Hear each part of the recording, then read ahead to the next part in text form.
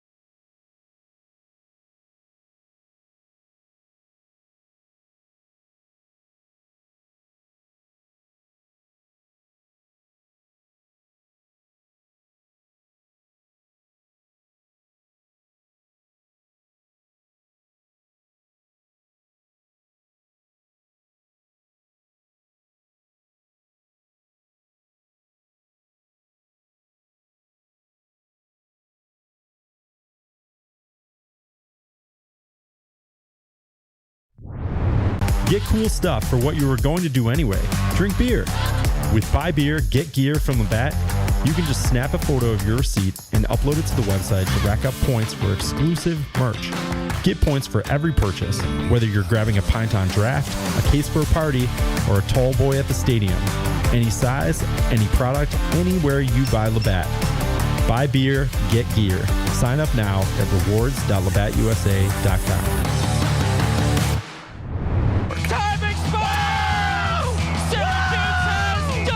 It's Drive Time with your host, Tim Leonard. Hey, guess what? I'm getting one.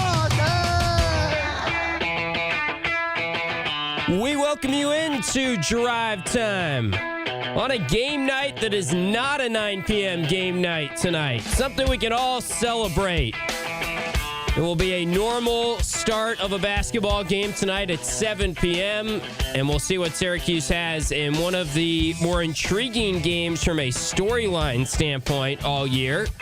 Quadir Copeland, our old friend on the other side for NC State, a trip down to Raleigh where they are experiencing some winter weather. Nothing like up here. We hope all of you are driving safe and have continued to be safe throughout this wild winter storm that is affecting a lot of you that are listening here in central New York and elsewhere. and we'll get you ready for the game tonight. It will be a 7 p.m. tip. We'll have pregame at 6 p.m. I'll just stay right here, and I'll shift the conversation to all things Syracuse basketball, which, generally speaking, the show has been all things Syracuse basketball for the last couple of weeks. So we basically have a 2-hour pregame in a way. We basically have a 2-hour drive time today. And we're taking phone calls throughout the 2 hours until we get things going at 7 p.m. And then we will reconvene, and the phone lines will be going crazy tonight, I'm sure, as we chat on the Burdick postgame show. That's our Massage MV hotline. When we get together on the postgame show, we'll be with you on QSportsTalk.com. As always, Q Sports Talk YouTube page. We love our YouTube audience, our YouTube chat, our growing YouTube audience, and you can always find the shows and watch them simulcast on our YouTube page. All our interviews go out on the Q Sports Talk YouTube page as well. 315-437-7644. If you'd like to jump in on the conversation surrounding Syracuse basketball right now, if you'd like to talk Orange football after the schedule officially dropped last night, we knew the opponents, we knew where the games were. We now know the when for the Syracuse football schedule, the order of said games, and we can discuss that at some point. Some of our takeaways from how the schedule lines up. What are the easy spots? When's the bye week? How does that change things for Syracuse? We now have a full list of the 12 regular season games in front of us for Orange football, and we can get into some of the big home games, some of the big road games, and what we make of how the schedule this year, this upcoming year, compares to what we saw this past year, which was a huge talking point throughout the offseason, remember, because we all knew it was one of the toughest schedules for Syracuse football in a very long time, and it panned out that way. And it didn't help that Syracuse had the quarterback issues they had after the injury to Steve Angeli. So we can talk some football if you'd like today. Feel free to call in at any point if you'd like to direct the conversation more towards football. If you want to talk women's basketball, as they are playing some very good ball at the minute and just barely fell on the road to UNC in overtime. Rallied late, held UNC scoreless in the final 4 minutes or so of regulation. Had a chance to win the game at the end of regulation against a very solid North Carolina team, and the Cuse women fell short, but they are 6-3 in ACC play. They won 6 games in the conference all of last year, and they are 6-3 to start ACC play this year, and will be at home on Thursday to take on Georgia Tech. So we'll get into more of the women's basketball conversation as the week continues, expecting to get a chance to chat with Coach Jack tomorrow on Drive Time, and we should be able to catch up also with J.J. Starling tomorrow, the first of our weekly Wednesday interviews with the Orange's starting guard. And J.J. Starling, of course, used to be teammates with Quadir Copeland, who plays basketball now for NC State, and that is a big part of the juicy storyline going into this game. It is the Quadir Copeland Bowl. And yeah, I don't know how much this is actually going to affect the game. I think it's one of those things that for people like us, talk radio hosts and bloggers and writers, it's a fun thing to discuss. And Adrian Autry had his Monday ACC Zoom coaches conference call, and that seemed like all the questions he was getting was about Quadir Copeland. We'll get into it a little bit more, and I know a lot of you probably have thoughts on how this is an indictment on Coach Autry that Quadir Copeland is playing as well as he is. He's leading NC State in scoring right now, which, keep in mind, NC State does have 4 players that are averaging right around 13 or 14 points per game. This is a balanced scoring attack. Again, 315-437-7644. If you have thoughts on Quadir Copeland and you want to chime in and join in on the conversation today, that is for ESPN 44. That is what I wanted to get to at the start, though, which anytime we start our show, we give a shout out to our friends at Burdick BMW of Cicero. It is our opening drive of Drive Time today, discussing Quadir Copeland and also what to make of how he has been faring at NC State and the comments that came out. There was a great article on Syracuse.com earlier this week from our friend Chris Carlson, who got a chance to speak to Quadir Copeland, got a chance to speak to Judah Mintz. I believe he spoke to Will Wade as well. He got all kinds of comments on what happened, why there was a falling out, and got the perspective of Will Wade, who has since kind of rejuvenated Copeland's career a little bit here when you consider that initially he went from Syracuse to McNeese State. Remember, McNeese State was the team that went on a little bit of a run in the NCAA tournament. They won the first game in the NCAA tournament last year against Clemson, upset them when Will Wade was the head coach. Clemson, his alma mater, and now he is coaching for NC State, and NC State just got a big win at Clemson, which was a quad one victory. So that was kind of fitting that Will Wade was able to take down Clemson again after they suffered a very bad loss in their last home game against Georgia Tech. That was a quad 3 loss last time out for NC State. But they have been very good on the road in league play, and they have won back-to-back games on the road entering this matchup. A win over Clemson in overtime and a victory over Pittsburgh, a team that Syracuse also beat on the road. Let's go right to the phone lines in our Burdick BMW of Cicero opening drive, and let's kick things off with our guy Pat in Syracuse. Hey, Pat. Hey, Tim, what's good tonight? Well, we're just hoping to see a better product, right? I mean, let's see some urgency. I know that it's going to be fascinating with Copeland and Will Wade, and there's a little bit more to this game, but I just want to see if Syracuse brings a little bit of intensity and a little bit more of that purpose we've seen defensively from the start of the season. Well, that's a good segue to what I'm going to speak about. So you said you want to see, or we're waiting to see, or we're hoping to see, and, you know, we've kind of been in that mode for just far too long. You know, I'll never forget after the Houston game, and we lost, and we missed a million free throws, and, you know, I don't think I can remember losing a game and feeling so confident about what I saw in front of me. And that was without Donnie Freeman. They were playing defense. They were trying to beat Houston at their own game. I mean, I don't even know where that team is anymore. And I think it's too many for what Boeheim used to call science experiments. You know, he just said, I mean, he's talking about playing the Sheffing. 7-footer. Yeah, I mean, really? Let's be honest, though, Pat. He's saying that, like, he doesn't want Diawara to just give up on the season. So I'm not going to assume he's in the mix until we see it, you know? Like, that could just be talk. It just doesn't matter, but to me, I don't even know why he's bringing it up. It just doesn't make any sense to me. Well, he was asked about it, so, I mean, he gave an answer on it. I will say this, and I'm not trying to cut you off. I know you have more to get to, but shouldn't he be experimenting a little bit because it's not good enough right now, and we've been asking for different lineups throughout the season, right? That's fair. I mean, that's definitely fair. What I'll say is, with the fact that you have Sadiq White, who is playing like a shell of himself, I mean, when Freeman was out and he knew what he was in there to do and he was getting opportunity, he looked like a totally different player. I mean, he's still a freshman and made some stupid mistakes, and, you know, he gets too jumpy on defense and, you know, all those things. But we were really not playing to his strengths. I don't think we're playing to a lot of these players' strengths.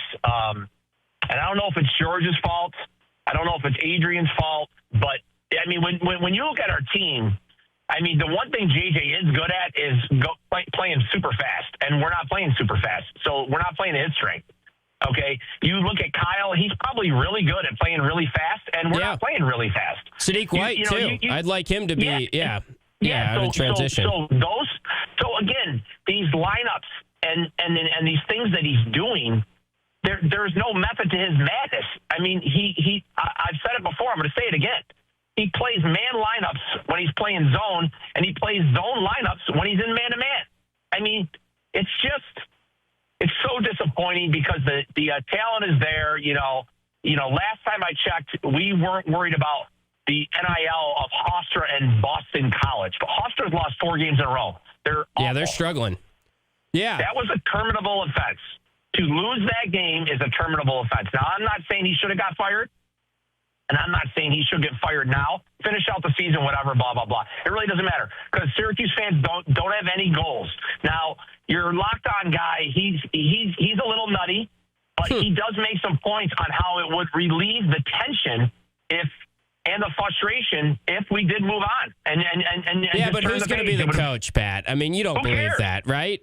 Okay, Come on. It wouldn't make things better this year. No, please don't do what I know. That's why I'm trying to get you to to state your opinion. But I guess in reality, I may be more entertained if he was gone. I seriously would, because you can't do the decision based on that, though. Not just based on an entertainment value of the fans. You have to understand. I think he should finish out the year, and he's worked hard enough over his tenureship as an assistant coach, lead recruiter, and a head coach that he's earned that. But it's just such an epic failure. I mean, it really is. I mean, if you had told any fan, whether you're a 10 out of 10 or a 2 out of 10, and you don't even know the starting five, nobody would have thought the season was going to go the way it's gone. Yeah, it's been very underwhelming, especially of late. And that's where we get back to the conversation. I don't know if you caught Orange Nation earlier and Kevin Brown was on. I thought he summarized things well when he said that at the start of the year, you kind of sensed maybe there was an identity to this team. There was a toughness on defense. There was some of the things that you were talking about in the Houston game. Since they have had their confidence shaken, basically since that Hofstra game, there was a little bit of a stretch there where they played weaker teams and they first got Donnie back. They went on that mini 3-game win streak, but I didn't buy into that too much. I think really since that Hofstra game, it's been a tight, tense team on the court that has lost its identity. And it is really discouraging that everything they worked on was defense. It was progressing. It was a surprise how good the defense was. And we were very complimentary of it at that time, but now it's fallen off to the point where they don't have anything to hang their hat on right now the way they're playing. What would be your goal for tonight and the rest of the season? Because I have zero. I mean, you just got to get back to playing with intensity on defense. I would like to see them at least go down looking like the team that they were at the start of the season. I'll just leave you with this. Looking at the future, and I have no idea how likely any of this is. I would like to know that next year, and I'm not saying any of this is going to happen, but I would like Anthony on the team next year, being the ties that Carmelo has to the university. That could be likely. I'd like to see Anthony and see his development. White, who may or may not be back. Betsy. And, I mean, I don't really see too many other goals of guys who you are looking. I mean, Freeman, I think he'll tip his toe. Maybe Freeman could be another one. It just feels like this is his last year. I don't know. Right. Well, and it also feels like if it keeps going this way and they move coaches, obviously then the roster you're just starting over roster-wise. And that's not an Adrian Autry thing. That's just how it goes now when you lose a coach. Like Florida State has a completely new roster this year. All right, Tim, thanks a lot. Great job, and I'll talk to you again. All right, there's Pat in Syracuse starting us off on our Burdick BMW of Cicero opening drive. Next up on the phone lines, we've got Michael in Manlius. Hey, Michael. Hey, Tim, what's up? Not much. How you doing? Pretty good. All right, so I think SC's got their back to the Red Sea, Tim, and this is a time where it's make or break a time. And I want to say to Quadir, Copeland, and anybody who's fallen away from the Cuse, this is time to get back on board, because I really believe that this team will not just fade away into oblivion. It'll come to something. What that remains to be seen, but it'll come to something positive. There's too much good on this team. Yeah. It feels like it's too talented for it to just be a completely lost February. Yeah, and it's not just about Coach Autry. It's not just about individual players. This is about Syracuse, our town. My aunt and uncle go to all the games at the Dome, and they say some people don't even bother to clap at the beginning of each half. And, I mean, when I was going to games in the 80s, Tim, and early 90s, it was just a festive atmosphere. People were having fun, and we got to remember, that's what we're fighting for. Yeah, we need to get back to that, and there's a lot of things that need to change, and everything just needs to be better right now for the fan base to be a little bit more bought in on the product. So Michael and Manley is always positive with us here on Drive Time, and I appreciate his positivity. And he's right that going into the start of the season, you did not think that we were going to be talking at the end of January and there was no hope of making the tournament. It's a huge bummer. We also made the point a lot throughout the season that if you looked at their schedule, they had so many opportunities in February that you thought we would still be talking about this team and their chances of making the tournament deep into the season just based on the schedule. And that is the one thing they have going for them right now is there are several games where they can prove people wrong, including tonight, but it just feels like this team is not playing nearly good enough right now. They need to somehow get back to how they were playing in the non-conference stretch and how they were playing in Vegas. And maybe that was a little bit of a smokescreen. And maybe now that we've gotten into ACC play and everyone's familiar with each other, then we're seeing the coaching advantage of kind of knowing the game plan against Syracuse and coaches that know Coach Autry, and that's exposing him a little bit more. You can make that case. But regardless, they've just got to get back to the identity they had defensively at the start of the season. We'll hit a timeout. We'll get to more of your thoughts on the phone lines as we continue. Chris in Syracuse, hang on. We'll get to you out of this first break. You're listening to Drive Time on ESPN Radio, or you're watching it on QSportsTalk.com.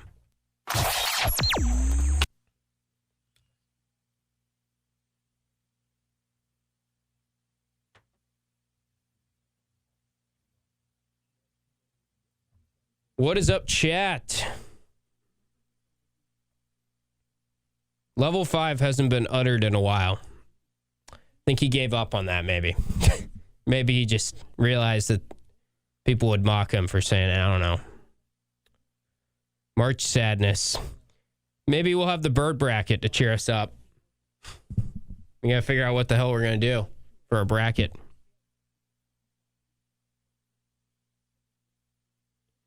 Supercat, I will say, I don't know if this is the best team to zone against. I mean, they shoot it very, very well from 3. And they don't turn it over much.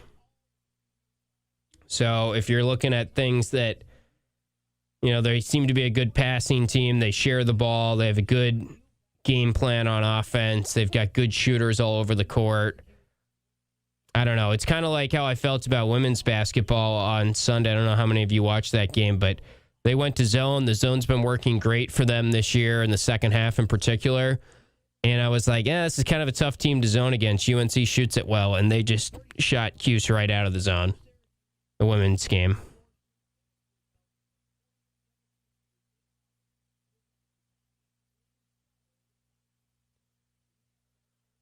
Yeah, terminal offense is a little strong, but I know what Pat means. He's upset. Phone's ringing out there, Kyle.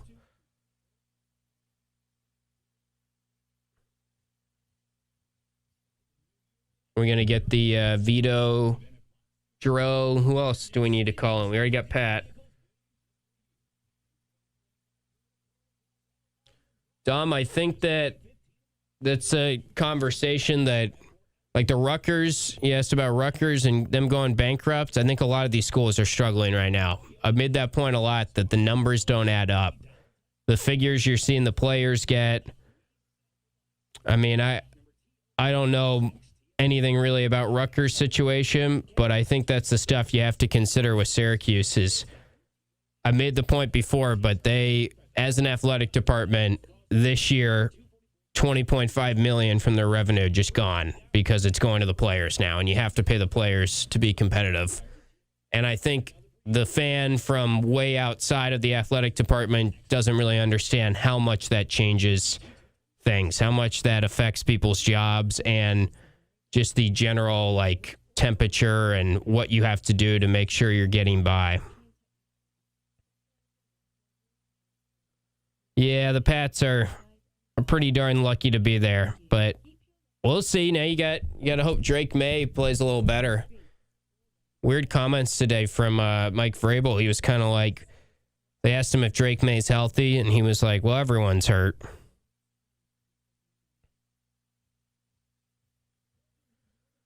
Yeah, Jason, we still got my guy Brendan. I still watch their content. They're putting out good stuff, Annie and Brendan, and Kevin Brown, of course. It was good to get Kevin on the show and talk to him earlier today. That is a strong pipeline. Paul Mancano was down there for a bit, or a long time. He's still down there, but just different job. We got a lot of Cuse guys down in Baltimore. I did. I worked there for like 6 months before I came up here. Worked for the Orioles. Worked for Masson. Also covered the Nationals.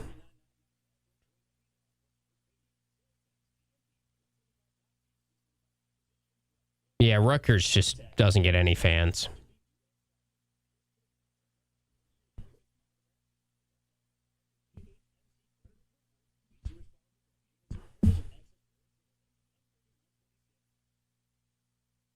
O's and Natty Bows. Yeah, Q's going to be fired up. He's already a talker and a jar anyway. On 1200 AM and 1440 AM. Watch your favorite ESPN Syracuse sports talk shows on QSportsTalk.com.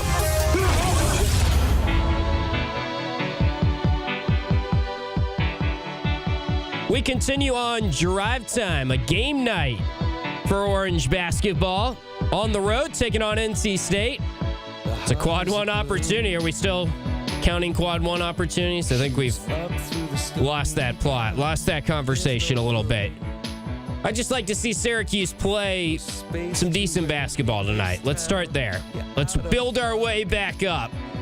I don't think we've been talking net rankings in a little bit, and they don't really deserve net ranking chatter the way the last couple games have gone. We're taking your phone calls for the next hour and a half. I'll be with you on the pregame show as well. Phone lines are open throughout our time with you until the opening tip at 7 p.m.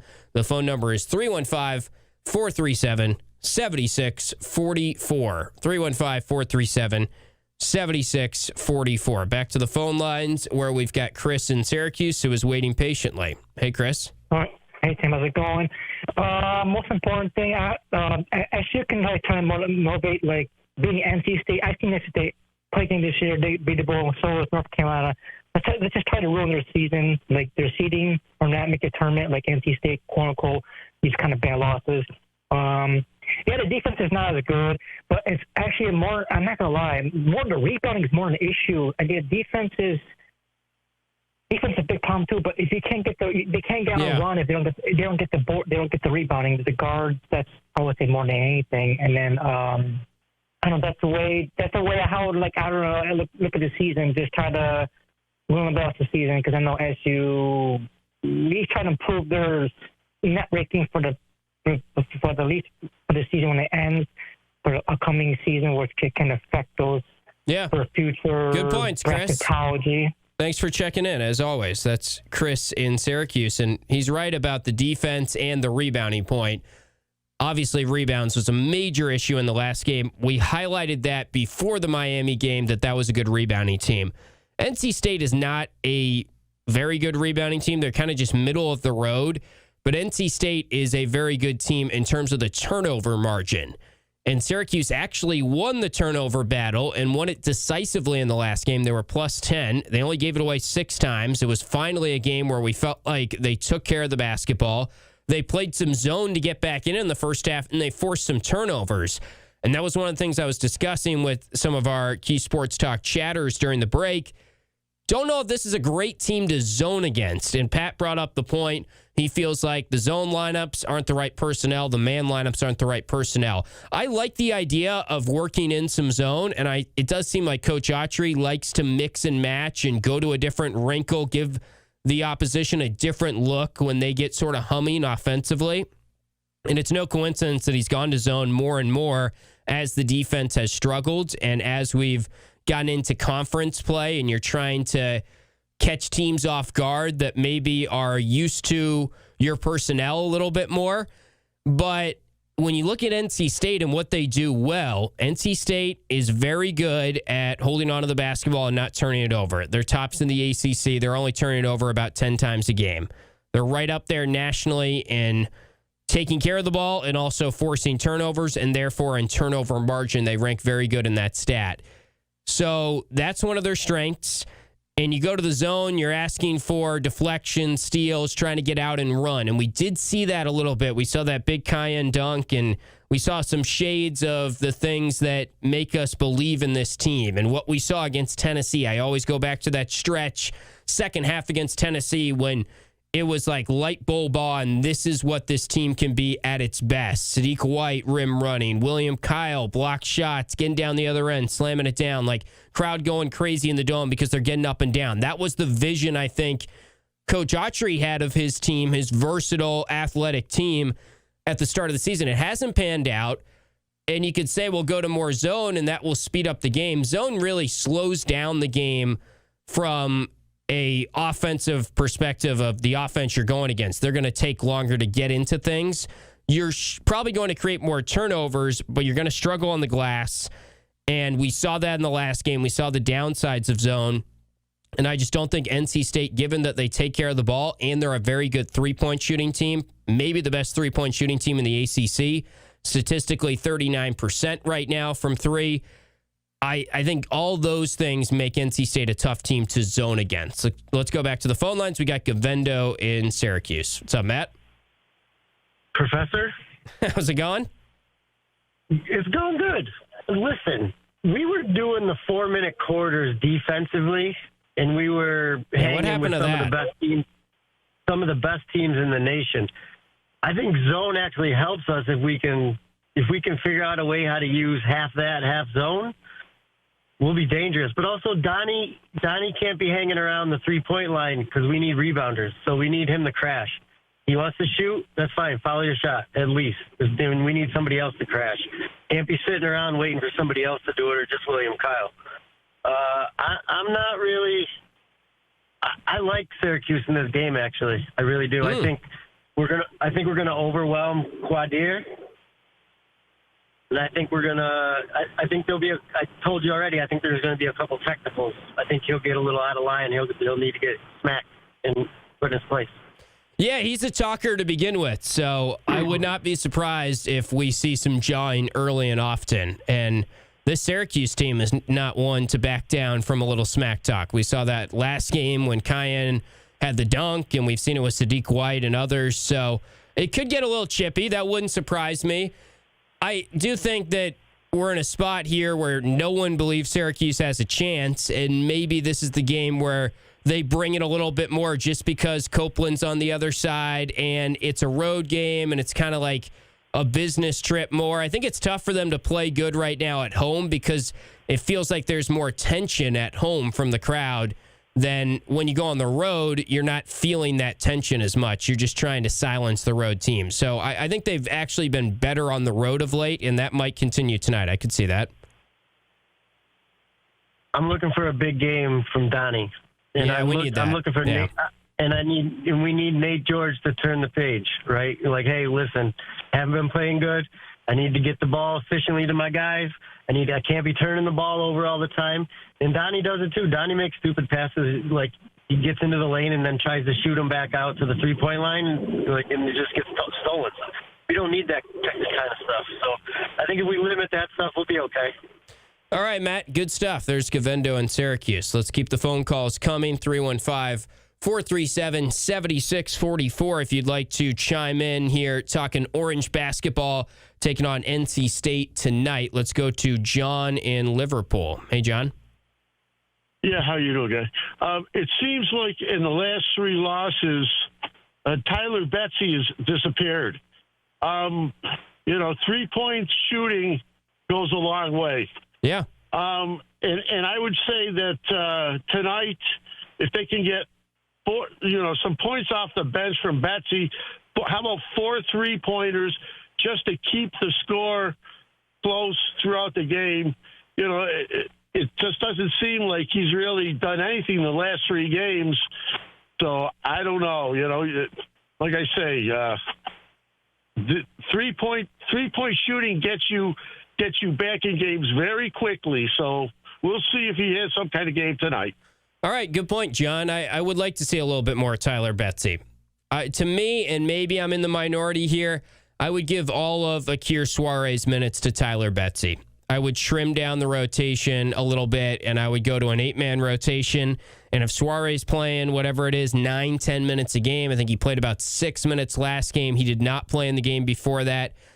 I just think they need more shooters out there. It helps with their spacing. Suarez does some good things. He fills a role. He plays hard. in the right type of game, I would still go to him. If you're struggling to get stops, if you're struggling to get rebounds, if Donnie Freeman's in foul trouble, you have him there. You mix and match based on what you're seeing in the game, and you react to the game a little bit. But I think Tyler Betsy gives them three-point shooting, and he gives them size, and he can give them a boost in rebounding, and some of the things they're struggling in, proper spacing on offense, I think Betsy benefits them. So I think that's a good point by John. The Houston game, part of the formula of staying close against Houston, Tyler Betsy had a big game. I think he hit 4 threes in that game. He had a huge 3 very late to tie the game right before it went into overtime. Betsy has had some big games, and he typically, when he plays well, the team wins usually. So I think there's something to be said for that, too, as well. I wouldn't mind seeing a little bit more from Tyler Betsy. All right, we're going to work in a break, and during this break, if you would like tickets, we're going to do a little ticket giveaway here live on Drive Time. Tickets to Alter Bridge. They're coming to the Landmark Theater on May 15th. It is a 7 p.m. show. Alter Bridge, the band comprised of a couple former members of Creed. If anyone out there driving around right now is a big Alter Bridge fan, you can call in right now for a chance to win tickets to the May 15th show downtown at the Landmark Theater. It will be at 7 p.m. We're giving away a pair of tickets on each of our shows throughout this week to Alter Bridge at the Landmark Theater. 315-437-7644. If you want tickets to Alter Bridge, we'll go caller number 3 who calls in right now at 315-437-7644. That is 4ESPN 44 for a chance to win 2 tickets to Alter Bridge at the Landmark Theater. That concert will be May 15th, 7 p.m., and hopefully there will be no snow on the ground when Alter Bridge comes to the Landmark Theater on May 15th. 315-437-7644 if you'd like to win a pair of tickets to Alter Bridge at the Landmark Theater. We'll get back to more of your phone calls on the other side, talking SU basketball. You're listening to Drive Time. Evan Canty and Michelle.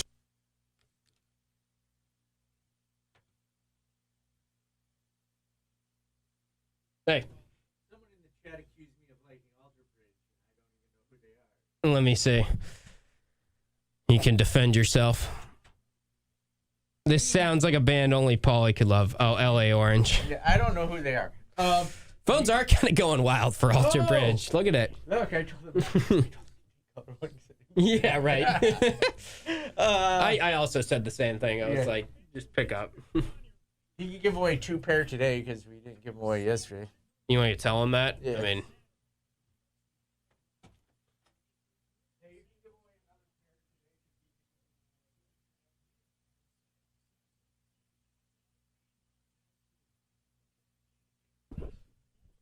Yes. I wonder if Jay Alter is a fan of Alter Bridge.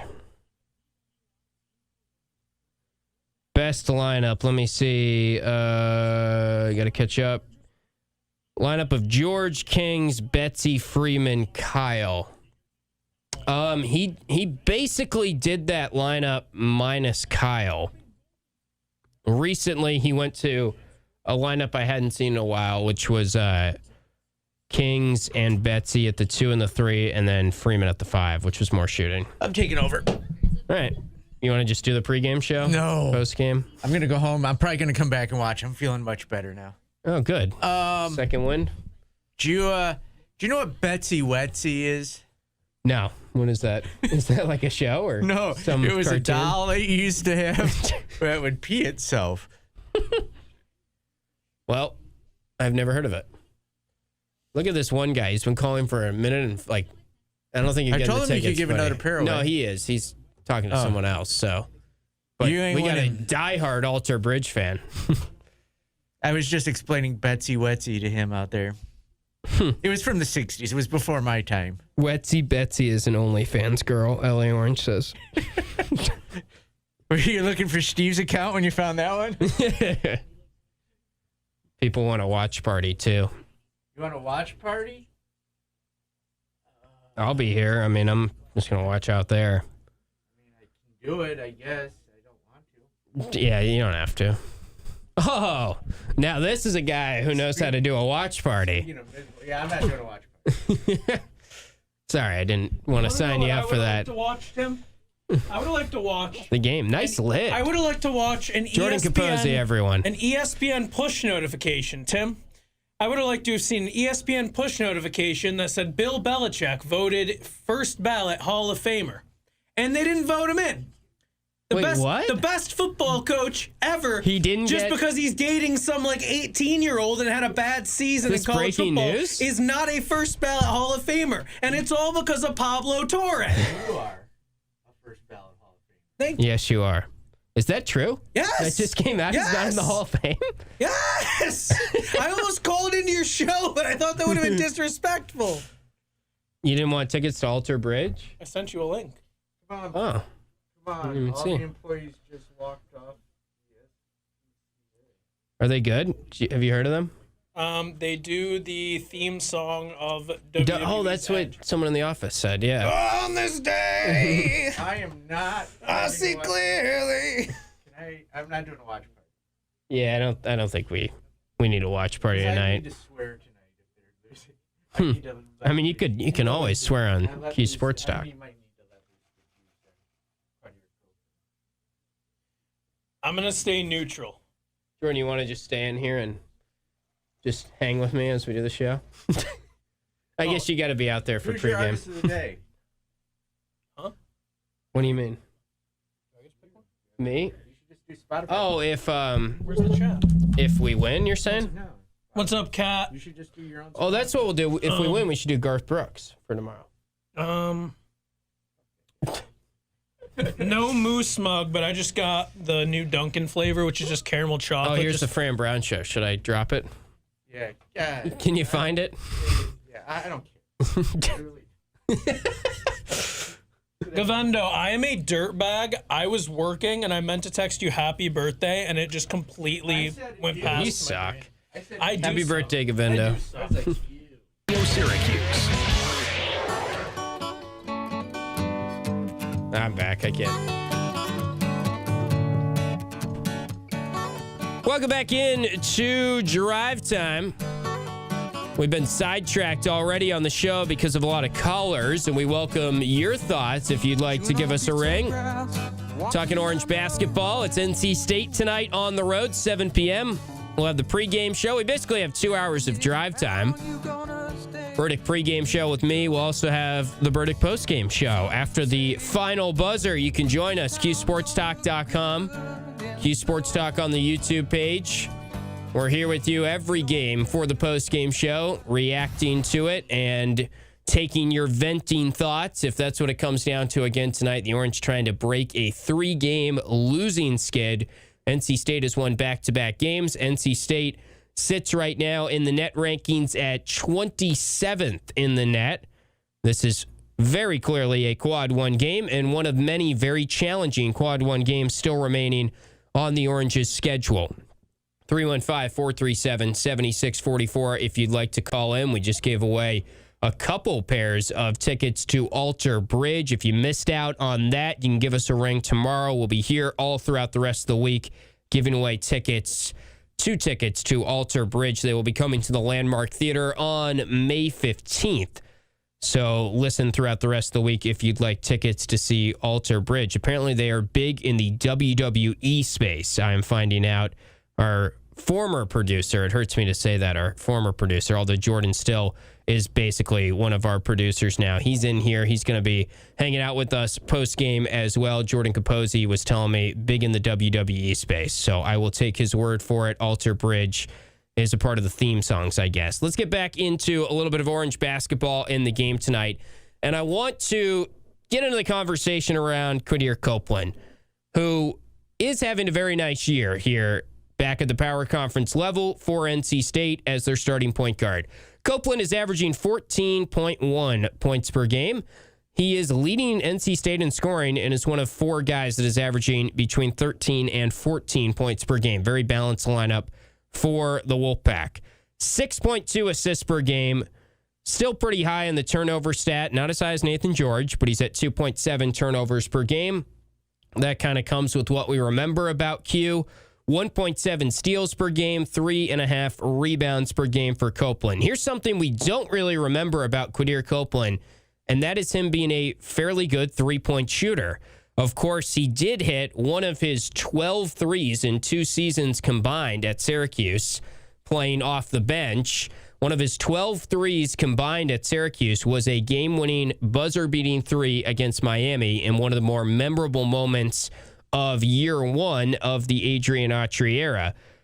He, as a freshman, shot at 1 for 9 from 3 at Syracuse.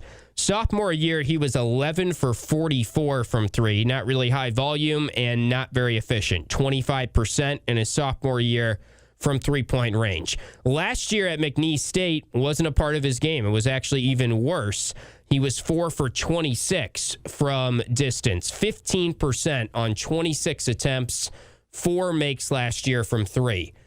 Then you go to this year, and there is a big spike in Quadir Copeland's three-point shooting. In his first year at NC State, went from McNeese State with Will Wade to NC State with Will Wade. 20 for 48 from 3. Not a huge volume. That's about 2 attempts per game, but 20 for 42, I should say, from 3. 20 for 42 and 48% from three-point range. 42 attempts, about 2 per game, but he's already made 20 after he made 12 combined in his first 2 years at Syracuse and 16 combined threes in his first 3 years as a college basketball player. He has made 20 to surpass his first 3 years combined this season. And here's what Will Wade had to say about why Quadir Copeland has improved as a three-point shooter this year. It's just like everything with you got to put a little discipline in him. So, look, he's, I prefer him not shoot as many of the off-the-bounce threes, but the catch and shoots he's really good at. I mean, he went this summer and worked with Phil Beckner, who I think is the best shooting coach in the country. He went out to Phoenix for a week. Phil got his shot right, and he got his wrist stronger and got him moving in the right direction. So he starts that comment. That was Will Wade, head coach of NC State and head coach of Quadir Copeland for the last 2 seasons. He starts that comment, and he says you had to put a little discipline in him. And Will Wade talked to Chris Carlson of Syracuse.com, who wrote a very good article on the departure of Quadir Copeland and basically why he felt he needed to leave, and also got the thoughts of Will Wade and how he has grown as a person and a player, and now his 2 seasons with Will Wade. And Wade had some interesting quotes in this article. He said, I'll read you back some of this from the Syracuse.com article. He said that the point guard finished his second year at Syracuse with academic concerns. That has been out there to some extent, and now Will Wade is fully putting it out there. And that's what I heard, and that's what I'm sure a lot of you have picked up on as well, as to part of the reason why Quadir Copeland was not on the roster at Syracuse for year 2 of the Adrian Autry era. And Copeland did have academic issues. It was pretty clear that went into the decision-making. Will Wade goes on to say when he was recruiting Copeland, and this is actually Chris Carlson's writing I'm reading, but we'll get to more of Will Wade's comments. Chris Carlson writes, when he was recruiting Copeland, Wade said the McNeese staff had to delay his official visit so Copeland could take care of outstanding classwork.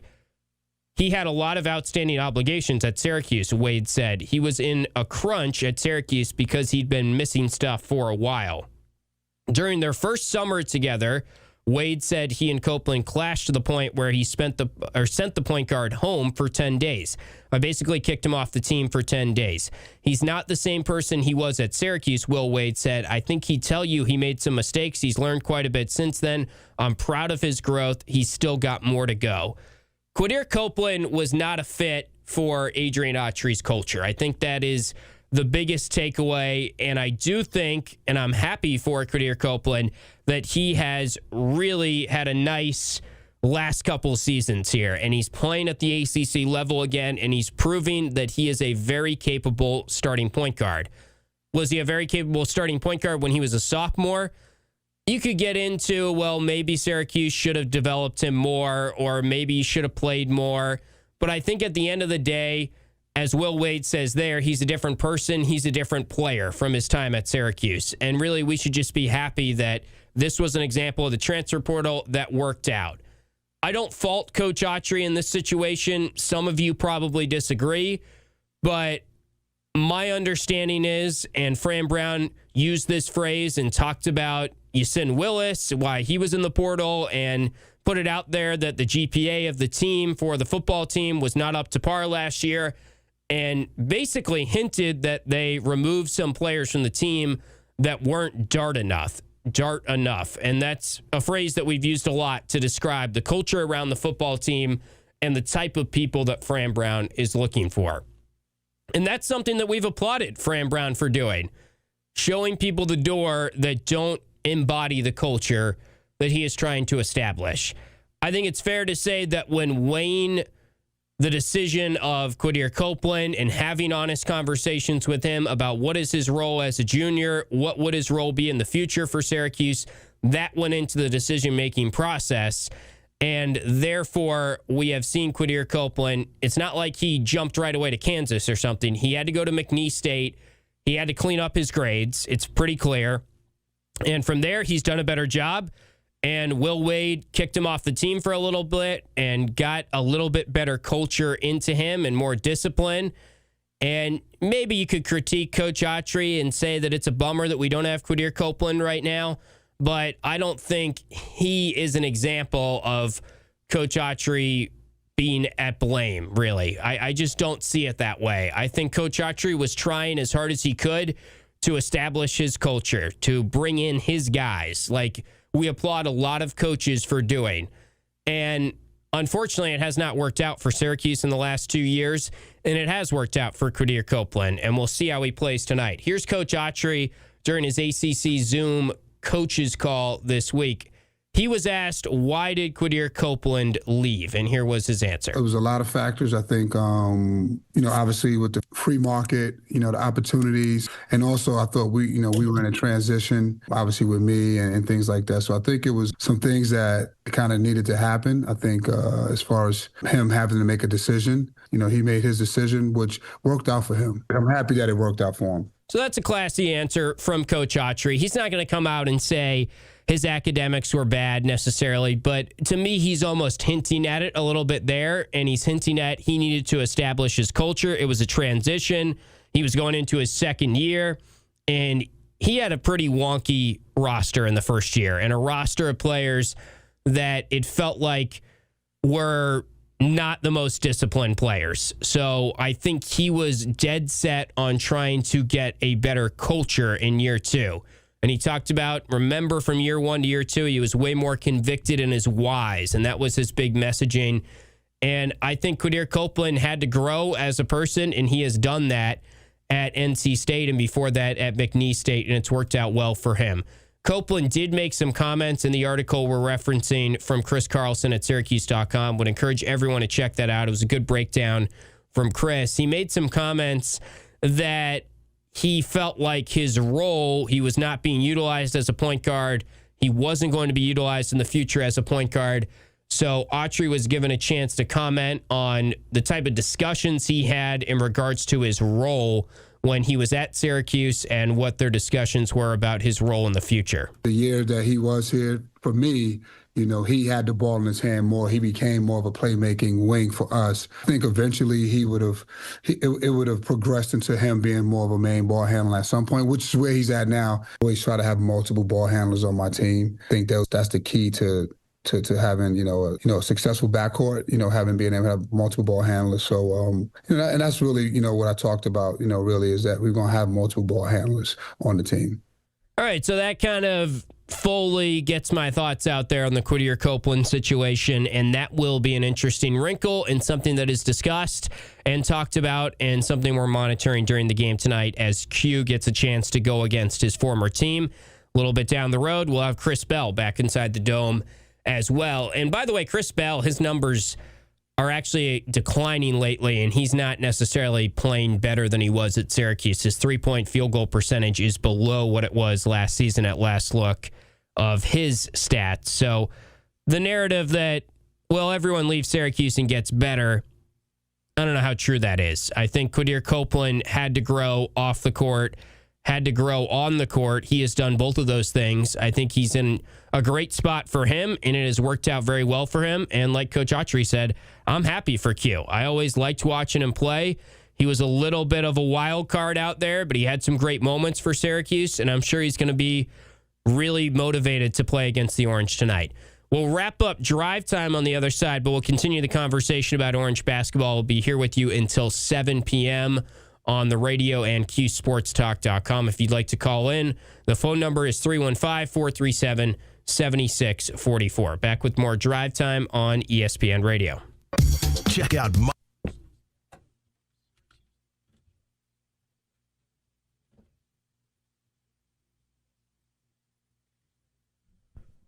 ball handlers, yes.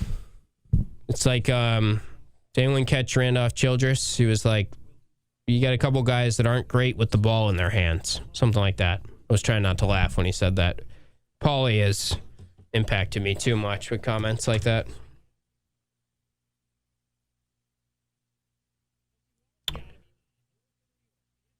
I will get into plenty of game day analysis, Super Cat. That's why we have an hour pregame show. We're going to give you all the numbers you need to know on the Pack.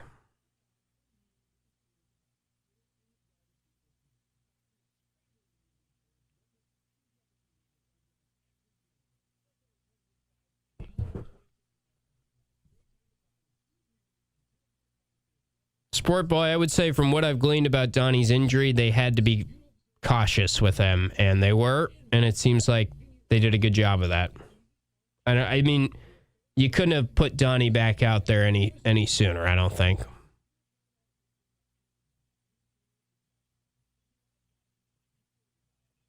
Jordan has informed me, I'm sure most of you were in here, that Bill Belichick did not get in the Hall of Fame, which is downright crazy.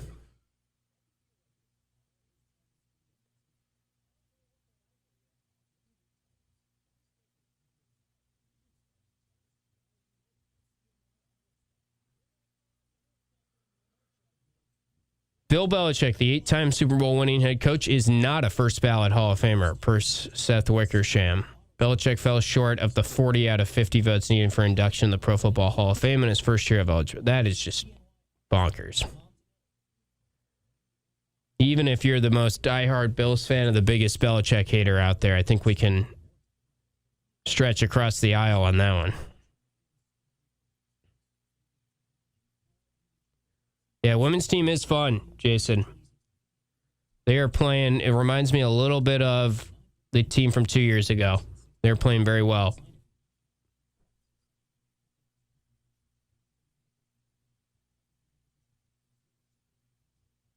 Surmise? I could work that one in for you. I think we could surmise that Quadir Copeland did not go to class.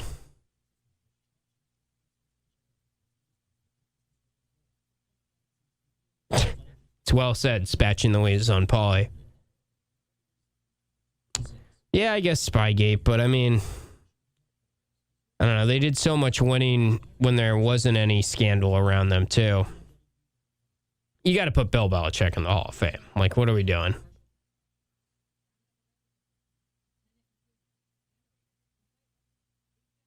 Yeah, Uche's doing a lot of stuff that really only Cardoso did. She's about as talented as I can remember for a freshman. I mean, Alyssa Latham was very good as a freshman, too. But Uche is quite good. She'll be in the conversation, I'd say, for National Freshman of the Year, and she'll win ACC Rookie of the Year.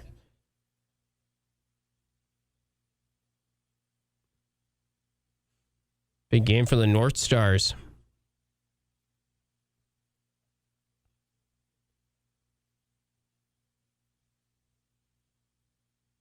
In the YouTube chat, big Cuse fan. Autry is a beta. Nobody respects him. We need more alpha.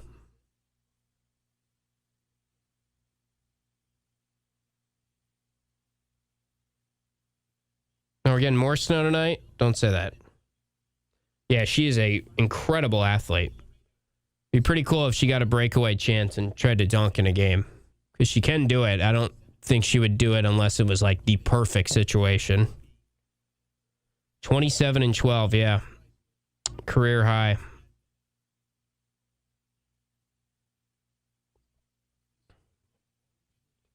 Yeah, if she stays here, they got to make sure they keep her, Jen, but she's quite good. 97.7 and 100.1. Watch your favorite ESPN Syracuse sports talk shows on CuseSportsTalk.com.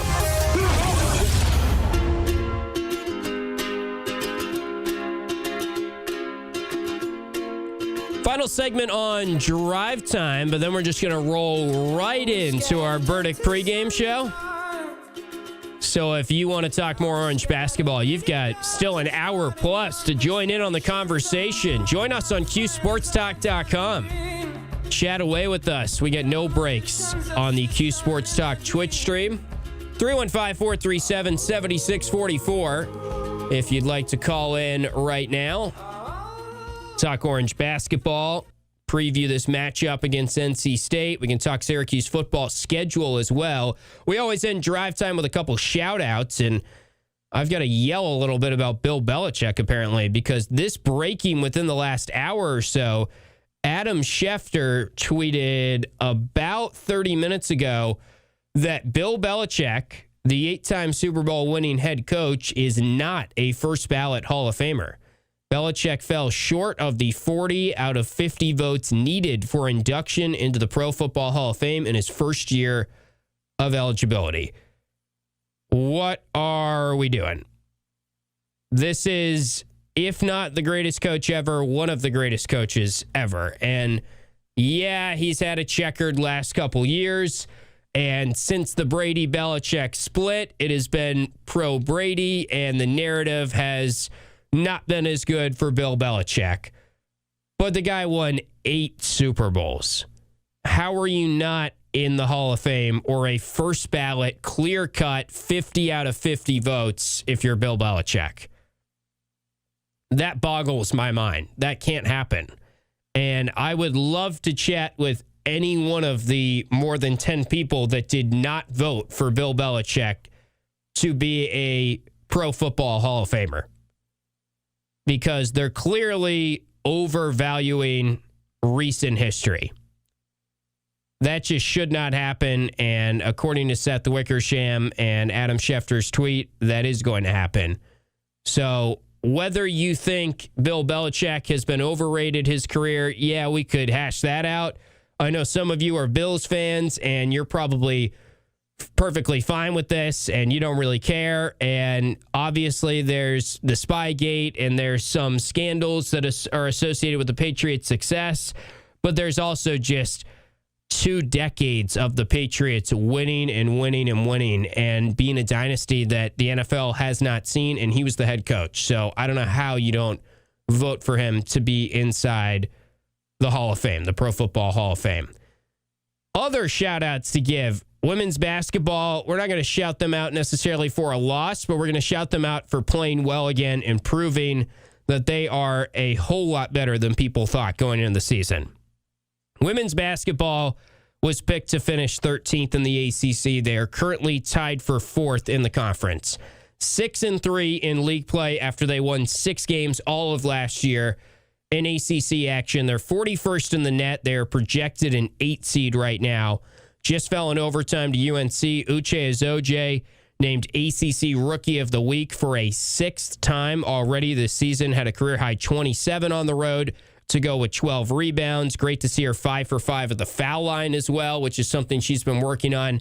She is an incredible athlete and one of the more impressive players Syracuse has had, especially as a post player, in a while. You got to probably go back to Camila Cardoso, who went on to the WNBA, was a high draft pick after she was at South Carolina and only spent 1 year at Syracuse. And even she didn't rack up the National Rookie of the Week honors or the ACC Rookie of the Week honors like Uche Azoje has done. She should be in the conversation for National Freshman of the Year. And it's a little weird with that because she is 21 going on 22 and played professionally in Japan. So she's not your typical freshman, but she's got 4 years of college eligibility if Syracuse can keep her. And she's already a special player. But if they can keep her next year and beyond, she's probably a WNBA player down the road at some point if she continues to round out her game. She's really improved staying out of foul trouble, which has been a big thing for them in recent weeks. And also she's done a much better job shooting in game and shooting at the foul line. And there's talk that she's working on adding a 3-point shot to her game. She is a very special player. She was also named a National Defensive Player of the Year finalist, and the Naismith Award, I believe it was, named to that list. She could be in the running for ACC Defensive Player of the Year as well. So shout out to Uche Azoje, and shout out to the women's basketball team as they have gotten off to a great start to the season, and they will be home on Thursday to play Georgia Tech. We'll chat with Coach Jack on the show tomorrow for more on SU women's basketball. That will be that for Drive Time this afternoon. But again, the Burdick pregame show is right after this break on the radio side of things. We'll be hanging with you on QSportsTalk.com. We'll be taking your phone calls some more at 315-437-7644. We'll get you ready for Syracuse and NC State with the pregame show after this. But thanks for listening to Drive Time, and thanks to Kyle for producing here on QSportsTalk.com and ESPN Radio.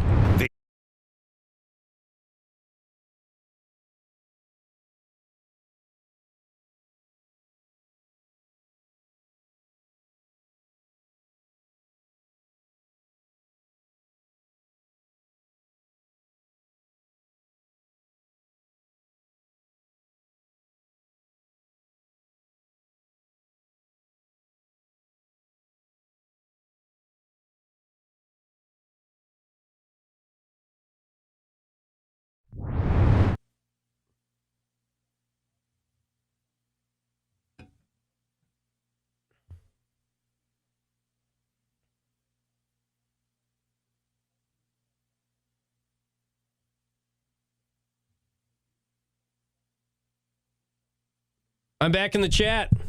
Pregame. Same stream. Why am I a lanky lemur? Gaper. Too many nicknames to keep up with. Why did this one come about?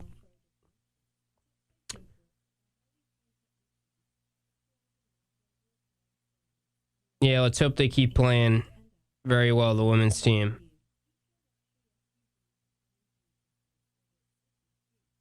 Yeah, I mean, come on. Belichick's a Hall of Famer. Beta Red. Get it going. Actually, don't. Please don't. Yeah, UNC almost like tried to give away the game. Phone is ringing, I think. Oh, ringing no more.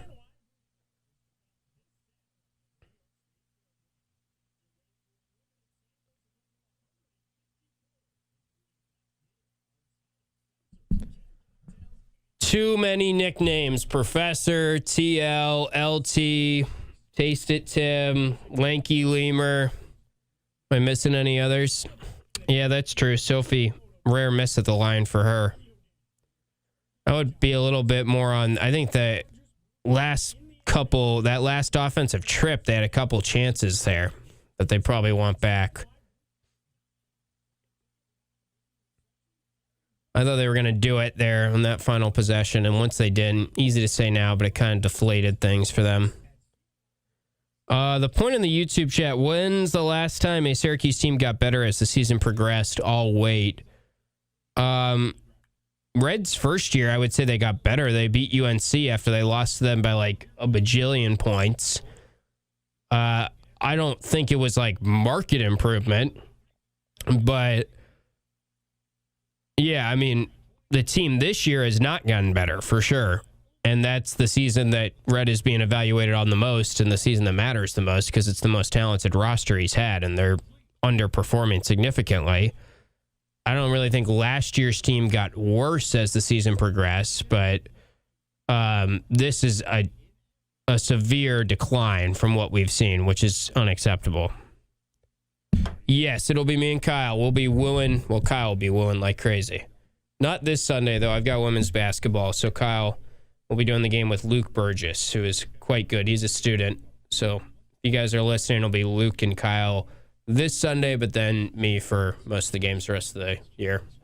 W249BC Mattydale, W261AC Oswego, WTKWHD2 Bridgeport, ESPN Radio. This is the Burdick Ford and Burdick Toyota pregame show. All right, we're rolling along here. It's the pregame show now. Drive time has turned in to the Burdick Toyota, Burdick Ford, Burdick Lexus, Burdick BMW pregame show. Orange basketball tonight. Down in my former neck of the woods, the Triangle, the Raleigh area where I just was and struggled to get back from because of the winter weather down there. I was down there with women's basketball. They had a close one at UNC. That was a quad one opportunity for them. The men's team has a quad one opportunity tonight, and we will hash it all out here on the Burdick pregame show. Phone lines are open at 315-437-7644. If you'd like to call in and vent about Quadir Copeland or vent about Syracuse basketball right now, or just have a normal, polite conversation about Syracuse basketball, those are always welcome as well. Just give us a ring at 315-437-7644 if you'd like to join in on the Burdick pregame show, presented by Charles Heating and Air Conditioning and built by the new IKEA. Can we still call it the new IKEA? That is in Destiny, USA. I checked out the IKEA not that long ago, and it is as advertised. It is quite large. Let's go to the phone lines. We've got Joe in Baldwinsville kicking us off on the Burdick pregame show. Syracuse and NC State tonight. And Joe, welcome in on the pregame show. What's on your mind? Hey, Tim.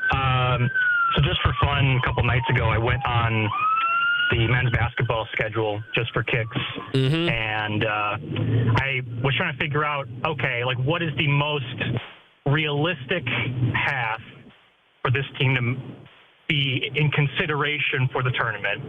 And I looked at the remaining schedule, and I think, and correct me if I'm wrong in this, objectively speaking, if, including tonight, Syracuse were to go 7-4 in the remaining 11 games, that would include, obviously, maybe a win tonight. You can't lose to Pittsburgh or Notre Dame because they play Pittsburgh as the last game at home. And you have to beat at least one ranked team. But if they can go 7-4, I think objectively they're at least in consideration. But just wanted to hear your thoughts on that. Yeah, that's just such a big ask, though, right? I mean, right now they're projected to go 3-8 in their final 11 games. Yes, exactly. That's the Ken Pom projection. I do agree with you that would probably get them in the conversation, at least. And it seems like if you're just talking about record, it doesn't seem that lofty. But when you really start to dissect these games, I mean, even the game tonight, Ken Pom's giving them an 18% chance to win. Duke on the road, 4%. Yeah. So let's just see them play good tonight. But I like where your head's at. I mean, I'm one to always be looking ahead to the remaining schedule. The problem is they're coming off playing three teams that they very well could have and should have beat. And, you know, it's a tall task, for sure. It's just hard to buy in on this team too much until we see them start playing more like what we saw in the non-conference stretch or what we saw in early January. And let's see it against a legitimate team. So, and you know something, maybe it's just me trying to find excuses to watch. Right. I mean, I don't blame you for that. The season is not over yet mathematically, and it's not really over until the ACC tournament. And to me, you should never give up on watching anyway, because if you like Syracuse basketball and you want Kai and Anthony to keep getting better, like there's a lot of things to still watch with the team. So I like that you're giving yourself a reason to continue to watch. And this would be a big win tonight. It would at least get them rolling and back into the sort of some belief in the locker room that they could beat some good teams, which they desperately need right now. We shall see. Right? Yes. We shall see. Anyway, thanks, Tim. Appreciate it. All right, that's Joe in Baldwinsville. We appreciate him kicking us off on the Burdick pregame show. Next on the phone lines, we go to Tony in Syracuse. Hey, Tony. Hi, Tim. How you doing? Doing well. How are you? Good. You know, I think the most frustrating thing about this team is they really find a way not to be able to finish games. Yeah. And it comes in so many different forms. Like the Houston game was foul shooting.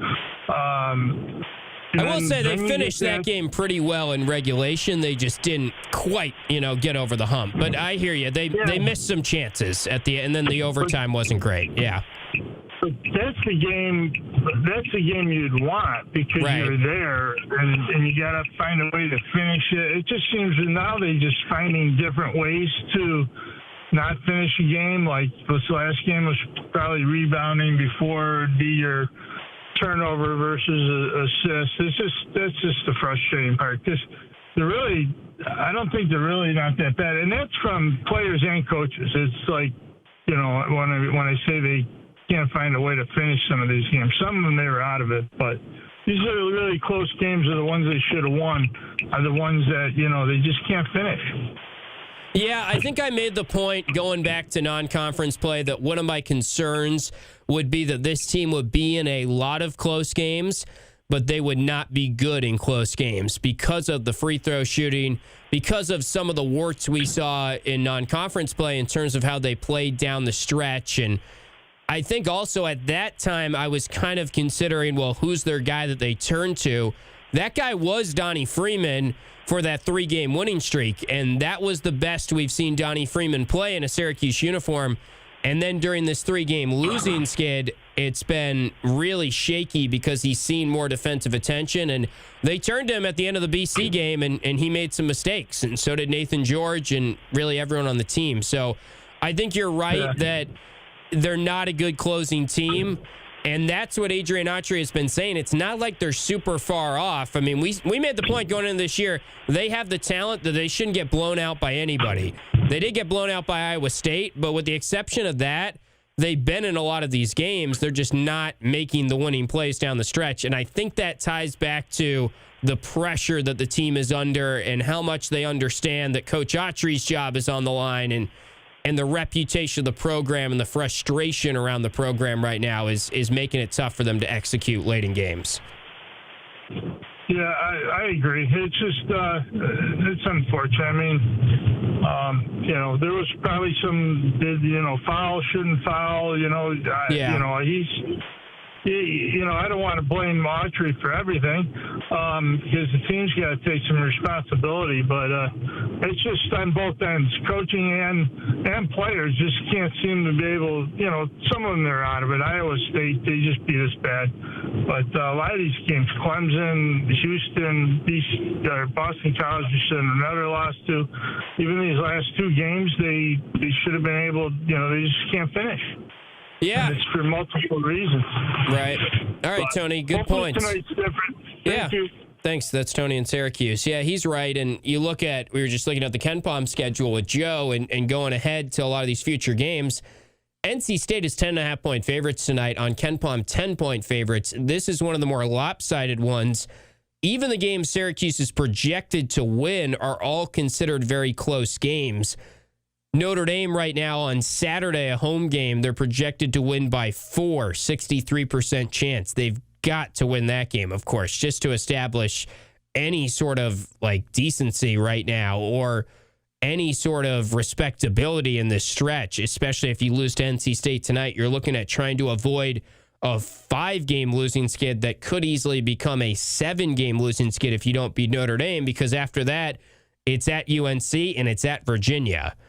So 3 of your next 4, you are big underdogs in for what we are considering this season to be. I mean, you're probably going to be 10.5-point underdogs at UNC. You're probably going to be about 10.5-point, maybe more underdogs at Virginia. I happen to think Virginia is the best of the 3 teams there, NC State, UNC, and Virginia. That's your next 3 road games, and you get one little break with Notre Dame at home.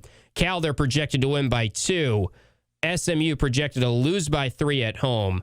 Duke, of course, expected to get spanked, but then you get to UNC at home is projected to be a close game, 3-point loss. Wake projected to be a 5-point loss. A lot of these games are going to be close, and they have not been good in close games this year. And I theorize that could be an issue going into the season and even midway through the season to this point. And it has been an issue. And just real quick before we hit our first break, I've thought about this a lot, and not to just make the comparison to a team that I know very well in men's lacrosse, but I thought it was very fascinating last year how men's lacrosse for the Orange, they really hit a rough patch towards the end of the regular season. And what flipped the script for them mostly, from talking to the players, talking to the coaches, in terms of what got them out of that funk and playing better lacrosse as they made a run in the ACC tournament. They won the ACC tournament, and then they made it to the Final Four, was the idea of we've got to get back to having fun and playing with a smile on our face and just enjoying what we're supposed to be doing out there. Enjoying playing the game like you were when you were a kid. That was kind of the phrasing that the captains delivered, and I believe it was Michael Grace, who was one of the captains and had won a national championship at the Division III level, said, guys, we're not having enough fun right now, and we've got to get back to that. And this Syracuse basketball team could use something like that. There are some parallels there, even though it's a completely different sport. The weight of the program, the pressure that it feels like all of these players are under right now. For Syracuse lacrosse, for years and years and years, it has been, when are you getting back to the Final Four? That monkey has been on their back. When will Syracuse lacrosse be back? It's a similar conversation right now around Syracuse basketball. When will Syracuse basketball be back? Are you the group? Are you the players that are going to bring Syracuse basketball back? These kids are getting paid a lot now. It's a different climate, but you also have social media, and you have a lot of things that add to the stress of playing a bad game and the pressure that comes with playing for Syracuse right now is a lot. And to me, you can sense the same way that I could sense with a lacrosse team that it felt like every time they went into a game in lacrosse for the past handful of regular seasons and years, they seemed like the team that was under more pressure than their opponent. They seemed like the team that was feeling the weight and playing for their coach and trying to dispel narratives. The basketball team right now, there's a tenseness around them. There's a tenseness around the coaching staff. There's a tenseness around the fan base. And we've had some callers chime in and say the fans aren't getting up, they're not clapping, they're not doing their normal stuff. And I don't really blame the fans too much for that. But there is an energy around Syracuse basketball right now that is very negative and is very pressure-filled. And I'm not saying it's as easy as you just snap your fingers and you say, oh, we need to have more fun. And if we have more fun, then we're going to start playing better. You got to execute better, and if you start playing better, then the fun happens. And I'm not saying that Syracuse lacrosse solved some magic thing last year when they made that switch. And a lot of teams have probably said the same thing, and it hasn't panned out. And heck, maybe Syracuse basketball has already said this, and they're trying like heck, I know right now, to keep the team engaged and to keep the team from falling off and losing more confidence. But I'm sure we all see it. And it does feel a little bit like the lacrosse team where they just have that monkey on their back. They have to handle questions after the game about Adrian Autry's status. And it's tough to deal with that right now if you're a player on the team. And you wonder if they could just get one win and kind of get things back on the tracks here. Could we start to see the team that was playing with a little bit more of an edge and freedom and focus that we saw at the start of this season? Just food for thought, and I'm sure that this is stuff that everyone within those walls at Syracuse is already trying to communicate to the players. This isn't a novel concept, but they have to get back to playing with freedom and playing like that team that wants the stage, wants the moment, wants to have the ball in their hand with 3 minutes left in a tight game, and welcome that challenge because they practiced and they've worked hard for the opportunity, and they're just going to enjoy it and have fun. 315-437-7644 if you'd like to call in. We continue with the Burdick pregame show right after this on ESPN Radio and QSportsTalk.com.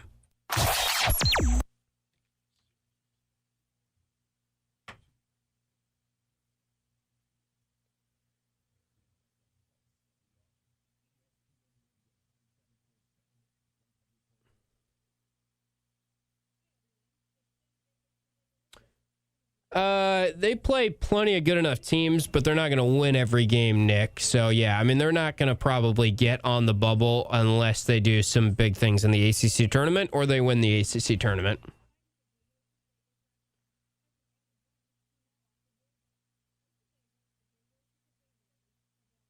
Yeah, I agree with Derek in the YouTube chat. Plenty of Quad 1 games left where, if they won 8-3, they'd probably be in, but it's more likely they finish 16 or 15 or 15-16. You're right. I mean, based on what we've seen, that is more what you would be expecting right now.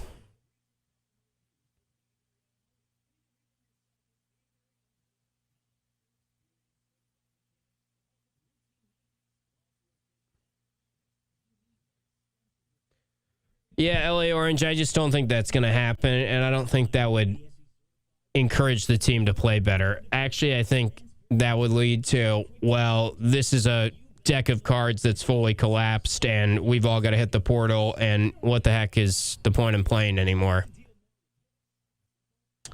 And I just don't think they have someone right now that would be a good interim head coach that would rally the team.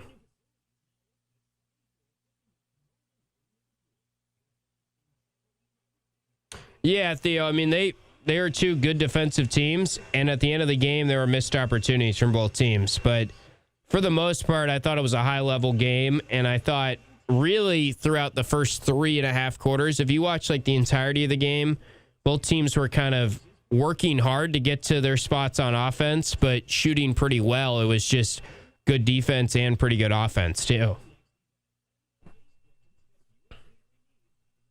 Jim Boeheim is not going to coach this team. That's utterly ridiculous if you think that's going to happen. And I'm not saying you necessarily do, LA Orange, but some people have put that thought out there.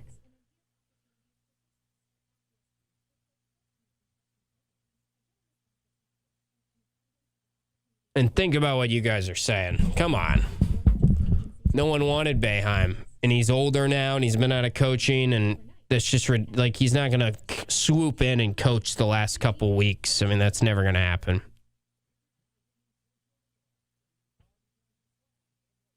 Yeah, Gavino. I mean, you need to hit the portal for sure, but I'm just not in the line of thinking that, you know, Pat said earlier that, I forget who it was, that locked on guy, I think was saying, like, release the tension by firing the coach. And I just talked a lot about tension and how they need to get over that. And I just don't think that would release tension. I think that would lead to more panic and more like, I mean, the players right now are still saying, like, you got to give Red a chance. And they're making comments post-game that are defending their coach. The players really like Red, and that's why he's a good recruiter, and that's why he got a lot of them to come here. And I think if anything, like, that would just lead to utter panic. And also, they just have so many tough games that it's just a tough position to put the interim coach in. It throws everything off. You're down an assistant. It's just not good. Or you're down a coach. And, I mean, let's be honest. If Adrian Autry gets fired, none of these assistants are probably coming back either. So why would you want them to be in an interim right now?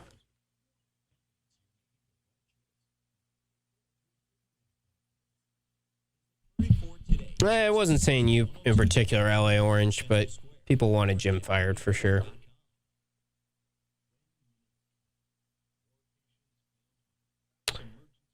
Yeah, Dom she's been playing great. Interesting now, I mean, Coach Jack she's got a lot of trust in all her players. Like, she brings Liv Schmidt off the bench to play the last basically 3 minutes after Dom had some turnovers. You got to have a good handle on things in the locker room to do that. 100.1. This is the Burdick Ford and Burdick Toyota pregame show. We continue on the pregame show, brought to you by Burdick BMW, Burdick Lexus, Burdick Ford, and Burdick Toyota. Presented by Charles Heating and Air Conditioning, and built by the IKEA in Destiny, USA, that new IKEA. It's fun to check out. If you have thoughts on Orange basketball right now, ahead of Syracuse and NC State, you can call in at 315-437-7644. That is always our phone number. We'll be back with you on the postgame show as well. for ESPN 44 if you'd like to call in on the program tonight. Quadir Copeland Bowl tonight as Q plays against his former team, a game he is calling personal, and he is clearly very excited. And Copeland has had a nice year for NC State as their starting point guard in his second season with Will Wade after he left Syracuse, went to McNeese State. They won a tournament game last year, and he has really improved his three-point shooting in particular this year and really grown as a player. So it'll be interesting to see Copeland go against, I guess, just one of his former teammates. I think it's just J.J. Starling. Maybe he overlapped with Noah Lobdell. I'm not really remembering Lobdell's entire career, but for all intents and purposes, J.J. Starling's the only teammate that he will be going up against on the court tonight and remember. But, of course, his former coach and a lot of his former assistants, and he'll see a lot of familiar faces from the Syracuse party that is traveling. We touched on Q a little bit earlier. If you want to call in and get into more thoughts on that wrinkle of the game tonight, you are more than welcome to do so at 315-437-7644. Let's break down NC State a little bit more and give you a full scouting report on the Wolfpack. I mentioned it earlier that turnover margin is one of their better stats, and taking care of the ball and also forcing turnovers is something that NC State does very well. That is concerning because Syracuse has struggled in the turnover battle, with the exception of the last game against Miami. They somehow lost against Miami after they did something they haven't done in a while, which is force turnovers, and after they did something they haven't done in a while, which is not give the ball away. It was 16 turnovers for Miami, 6 for Syracuse in the last game. So we weren't complaining about that for a change. But NC State right now, 13th in the country in turnover rate on offense, which means they don't turn it over much. That's a KenPom stat. They average 10 turnovers per game, 9.7 to be exact. That is the fewest in the ACC or the best mark in conference play. And in the ACC this year, they force 14 turnovers per game, third best in ACC. And their turnover margin is 12th best in Division I, tops in the ACC. They are at a plus 4.6 turnover margin this year. Not a great rebounding team, specifically not a good offensive rebounding team. So Syracuse should be able to hang with them on the boards on the road, but the turnover battle is going to be interesting. I mentioned I don't think this is a good team to zone against because NC State is a very good shooting team, 39% from three. They're averaging about 11 threes per game. That's second in the ACC, 21st in the nation. They're 39%, really 39.4% from three, is ninth in the country and the number one three-point field goal percentage in the Atlantic Coast Conference this year. Quadir Copeland has even improved his three-point shot. They've got a guy, Paul McNeil, who hit 11 threes in a game against Texas Southern earlier this year. That was an ACC record, 11 threes. He is making about 3.1 threes per game. He is a catch-and-shoot bullseye shooter. And what's fascinating, remember the last time Syracuse played NC State, year one of the Coach Autry era, it was Chris Bell who hit 8 threes in the first half and then did not attempt a shot in the second half from three-point range. Syracuse still won that game by 4, and our old friend, and the friend we'll see tonight, Quadir Copeland, went for 25 in that game. That was one of his best games in a Syracuse uniform down at PNC Arena in Raleigh. The Orange have fared well against NC State of late. We'll get into the series history as we continue, but more particulars on NC State. They are 14-6 overall, 5-2 in league action, and 8-3 at home this year. They're actually 4-0 in road games in conference play, and they're coming off back-to-back road wins. Before that, they had a quad 3 home loss to Georgia Tech. NC State's an interesting fan base. NC State, a lot like Syracuse, maybe Syracuse recently, there's a negative tint to the NC State fans. I grew up in that area. It's a little bit of a little brother, big brother thing when you compare them to Duke and UNC. They kind of have the vibe of a team that is always expected to be a little bit better than they typically are. You could make a case that this year's team was expected to be a little bit better than they are right now. They have been playing well of late, but it's been a little erratic. The non-conference stretch wasn't as good as maybe Will Wade thought. He really challenged his team in some press conferences that went viral. He mentioned that their GPA was too good and made some weird comments about how they're soft and not tough enough and they're just not disciplined enough.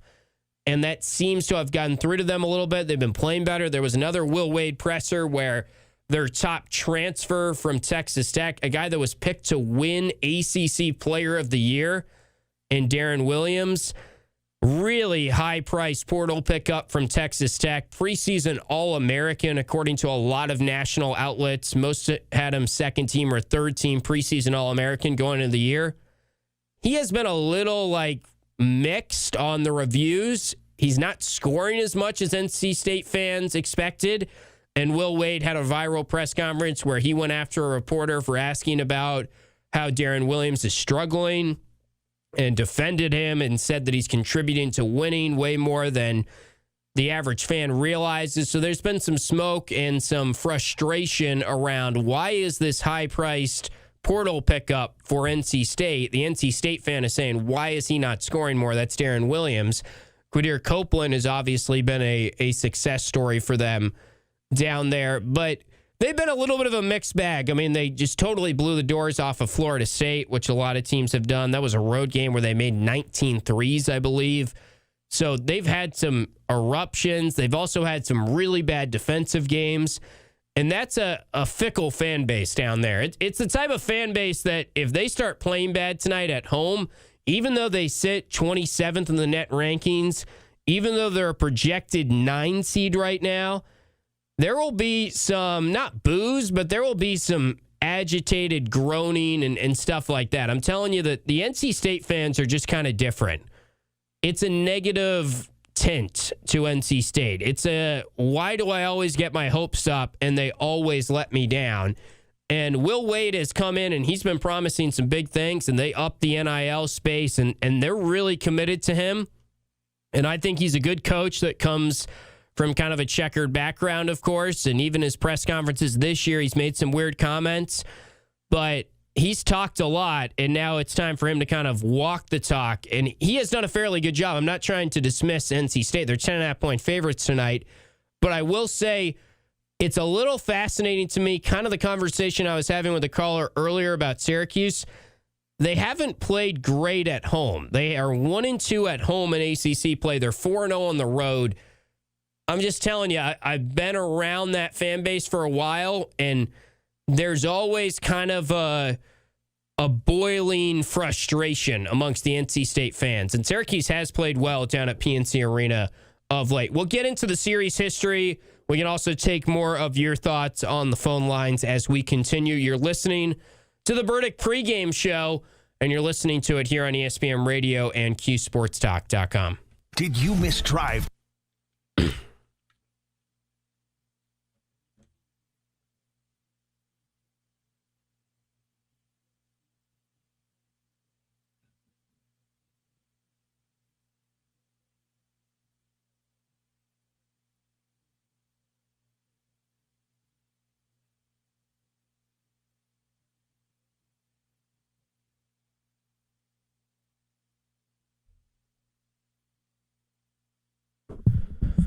Yeah, Quadir scoring 24 would make it tough to swallow.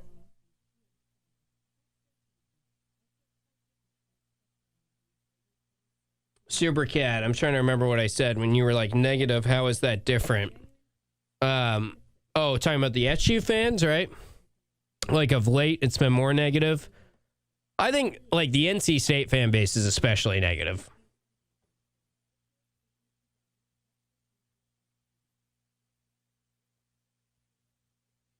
Yes, F Panther Creek. Good call. Good memory, Supercat. Screw you, Amari Odom. Kidding. That's the quarterback Cuse got out of the portal. He went to my rival high school.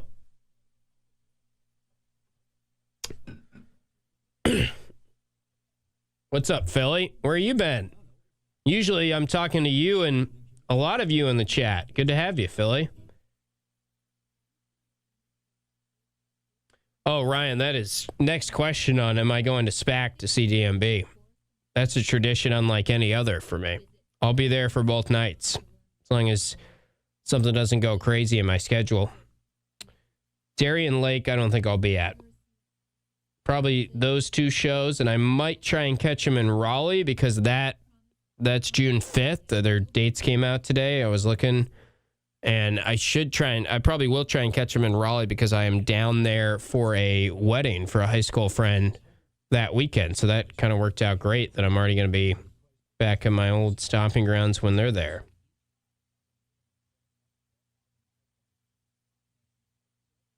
Yeah, Coach Knower, you could be the guy. Or Cuse Sports Knower. Let's get you on the staff. That'll change things. Cuse being a 10.5-point dog feels right to me. Shout out to Burdick. Good people at Burdick BMW and Burdick everything.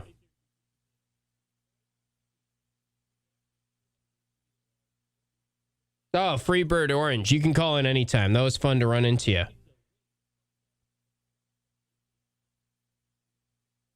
Thank you. I appreciate you saying some nice things. That was funny that we were walking right by you.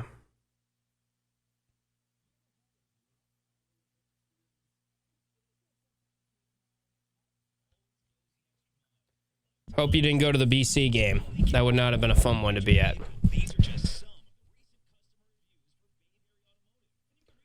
Man, why didn't Wild Hack take you up on that, Cuse Sports Knower?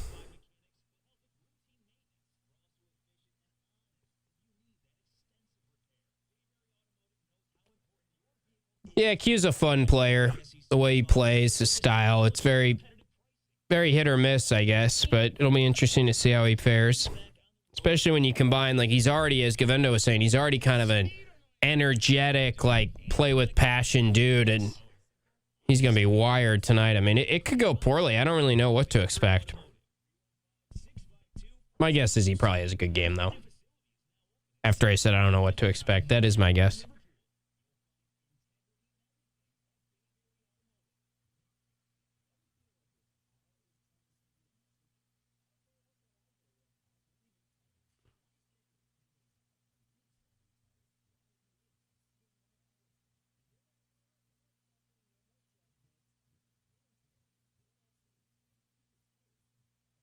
I don't even know what that question means, Philly. Who in DMB would be the rabble-rouser? Is that a term that I should be familiar with? Can you use it in a sentence, please? I'm like, not even sure what you're asking. AM 1200. This is the Burdick Ford and Burdick Toyota pregame show. Welcome back in on the pregame show. Tim Leonard with you. Orange and NC State down in Raleigh tonight. A little bit of snow, some dusting down in Raleigh, I think. Hope everyone is driving safe here in Syracuse. We just can't dodge snow this year. It's been a crazy year, and hope everyone has stayed safe throughout Winter Storm Fern. Phone lines remain open at 315-437-7644. If you'd like to chime in on our Burdick pregame show, I'll be back with you postgame on QSportsTalk.com and ESPN Radio right after the final buzzer. Time now to dive into how much of a home court advantage there will be tonight, thanks to our friends at the Marriott Syracuse Downtown, the Hotel Syracuse. The Marriott Syracuse Downtown has your home advantage for breakfast, lunch, or dinner any day. Home of the home game tailgate and unbeatable with free parking and a $2 shuttle to and from any Syracuse home game. Keep them in mind. Marriott Syracuse Downtown. Free parking and a $2 shuttle to and from any Syracuse home game. Before we get into the home court advantage that NC State can expect tonight, let's go back to the phone lines where we've got Matt, who is in Liverpool. Hey, Matt. Hey, how you doing tonight, Tim? Doing well. How are you? Good. So, even though this might be a long shot and probably will never happen, I would love, and, you know, I can hope and dream. I would love the Syracuse men's basketball team to hire Jamie Dixon, even though that would probably never happen. I'm sure he wouldn't leave TCU, but I just think he'd be a great coach for us because we were familiar with him from his Pittsburgh days. And I was just thinking, even though it would probably never happen, I think Jamie Dixon would be a great coach for us. Yeah, he's a great coach. I don't really see that happening, though. I think you're right. I think you even know it the way that you were phrasing that. I mean, they're going to look for someone probably outside the family, would be my guess, and I think that probably should be the move if it is not Adrian Autry next year, and it certainly feels like that's how it's trending, and Coach Autry and his team have to perform a lot better for that narrative to flip and for the fan base to be in on him coming back next year, of course, or probably the administration too. J.B. Dixon's a good coach, but I don't think that that is a name that is realistic, and I'm not sure how much longer he's going to be coaching either. I mean, I think they're probably, if it was up to me, when it comes to that time, we can discuss it more, but I would probably be more intrigued by a younger, up-and-coming coach, someone that is ready to kind of make a mark on this program being their program and get back to kind of someone you could count on to be here for a long time if it all goes according to plan. That's true, Tim. I also like Matt Langle out of Colgate as well. Yeah, I've been one that has always been surprised. Why is Matt Langle still at Colgate? He's such a good coach, and obviously he must just like it there, and I'm sure he's been courted and had other offers, and we appreciate Matt in Liverpool for checking in, and that's a name we keep hearing from a lot of you, and we hear Jerry McNamara as well, and those are two coaches that are right in this area right now, and of course Jerry has tons of ties to Syracuse. I don't need to tell you guys that, so we'll see. We'll see what happens in the end of the season, and then from there, we will have time to discuss who they could potentially look to be the next head coach. Matt Langle, I think, would be a good hire, though, and Matt Langle is someone that I would imagine gets a look or is at least in the conversation. I just have always wondered, why didn't Matt Langle go from Colgate to, like, I don't know, VCU or a job that's in that next tier, kind of go from low major to mid major or get to a Bonaventure or something like that. It could just be that he really likes it here, and I've never spoken to Matt Langle, and I don't want to put words in his mouth, but I mean, if you like it in Hamilton, you probably like the Syracuse area too. So that's an interesting one to bring up and one that we have talked about a lot. Back to the home court advantage, and I touched on this a little bit in the last segment, the idea that NC State playing better on the road than at home this year, and they've been kind of a hard team to figure out. They're not as inconsistent as Syracuse, but they've had some weird results and some really impressive results. They're coming off a road win at Clemson that was arguably their best win of the season. Before that, they lost to Georgia Tech at home, also beat Pittsburgh on the road.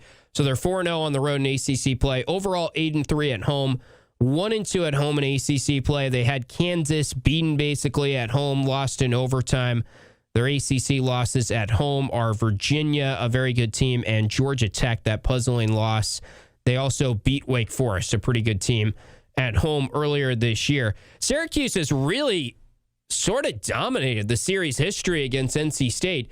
They lead the series 15-7. They have won 8 of the last 9 games against NC State. That surprised me. They are 6-2 on the road at NC State in the series history. Their last trip there, we touched on it briefly earlier, 87-83 win at PNC Arena. That's the home of the Carolina Hurricanes and the NC State men's basketball team.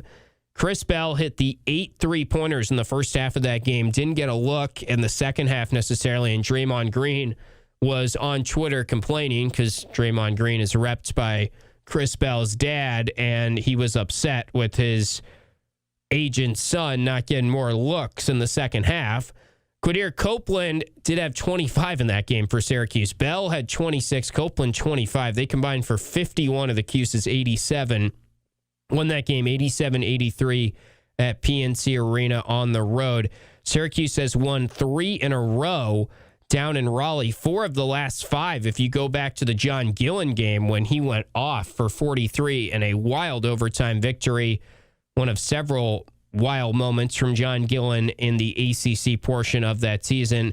The year Cuse rallied but did not make the tournament, fresh off going to the Final Four in the year before. So that is your home court advantage, brought to you by the Marriott Syracuse Downtown. Final segment as we return on the pregame show. We'll lead you right into the opening tip at 7 p.m. tonight. The game is on ESPNU, by the way. Kevin Brown and Corey Alexander on the call. And, of course, you can listen to it on the radio on our partner station, TK99. It'll be Matt Park and Coach Jim Saddle, and as always, on the radio call, which is ongoing right now on TK99 through the Syracuse Sports Network from Learfield. I'll make my prediction. We'll go over keys to the game and what would be the dream outcome for Syracuse as we return here on the Burdick pregame show. You're listening to it on ESPN Radio and QSportsTalk.com.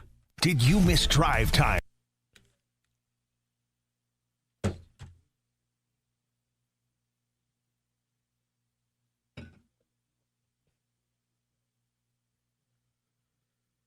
Thanks for hanging for a couple hours with us, guys. Good to see a lot of you still in here. What's up, Cuse Sports Insider? I can't keep up. We got Cuse Sports Knower and Cuse Sports Insider. Are you guys friendly? Have you talked to each other away from the chat? I think it'll be GMAC. We'll see. It's not going to be Cuse Knower. We know that. I don't know, Philly. Maybe he is, but that Villanova job's not coming open anytime soon. I mean, it was just open, and he didn't get it then, so I don't think he's getting the Villanova job if he didn't get it this time.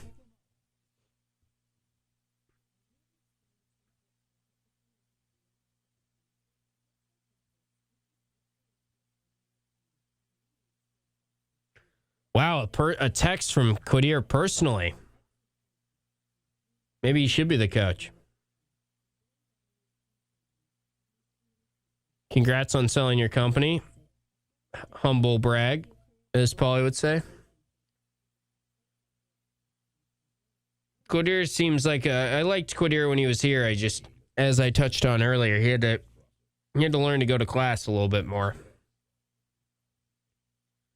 Paulie he doesn't go to every game, and he kind of just weighs, should I go or should I stay? And I think because it was a Tuesday game, maybe that contributed to it.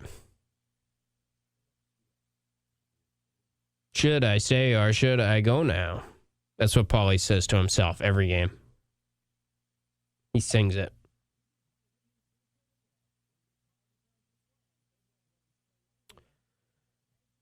Again, Philly, some of you guys just it's going to be Hodgson. I mean, what makes you think that? None of these we don't know who the next head coach will be right now. We have no evidence of any rumblings or anything. But sometimes we talk in the definitive, like the people, not saying you, Philly, but the people online that are like, the team has a $9.5 million budget, $10 million. Nathan George is making $2 million. Like, it's a fact. Those are not facts. Those are not true. If you were with us earlier, I mentioned it, I think, on Orange Nation today. I can't even keep track, but my best guess, which I think is a very good guess and very educated guess, is the team is making, their budget is right around $6.5 million to about $7 million this year, which is about middle of the pack in the ACC. And I went through it on my show not that long ago. And I'm not saying that is an excuse for the team, but that's my guess, and that's where things are. And the narrative out there is not saying that for some reason, or people have it in their head that Nathan George is making $2 million.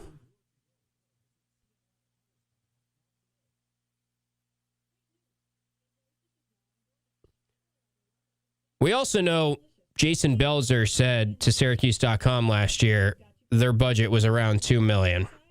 So do we think that they 5 times their budget? Rev share certainly helped.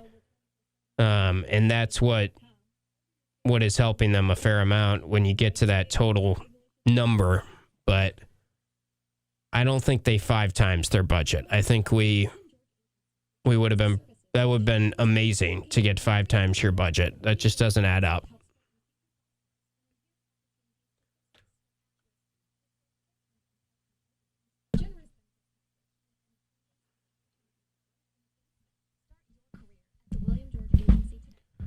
Sure, LA Orange. They're a talented roster. I've never shied away from that. But I'm just telling you guys what is out there and what I know. And you can choose to believe what you want and choose to have comments on whatever you feel. That's the beauty of free speech. This is the Burdick Ford and Burdick Toyota pregame show. All right, final segment on the Burdick pregame show. We'll be back with you postgame. Game is on ESPNU.